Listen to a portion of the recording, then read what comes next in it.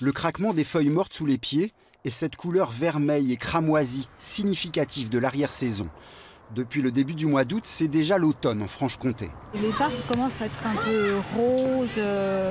Oui, c'est des couleurs d'automne. Oui, voilà, des couleurs d'automne déjà maintenant, oui. Des paysages qui témoignent d'une sécheresse particulièrement sévère cette année et difficile à vivre autant pour nous que pour ce cadre naturel grandiose.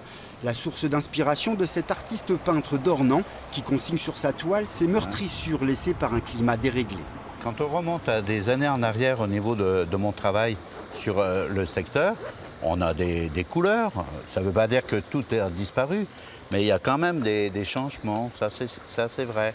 On a vraiment des contrastes différents, on a des teintes différentes, on a quand même une nature qui est encore jolie, mais si on la détruit, il faut ouvrir les yeux. Si on ne prend pas conscience de ça, je ne sais pas ce qu'il faudrait faire. Hein. Moi, je ne suis rien du tout par rapport à ça, mais c'est de plus en plus grave. Des cours d'eau au plus bas, une nature durement touchée en général. Comme le commerce qui en aurait subi quelques conséquences lui aussi. Ça a beaucoup séché, on a eu les feuilles, toutes les feuilles sont tombées, on se serait cru en automne. Enfin, là, il y en a encore un peu au sol et les terrasses étaient recouvertes.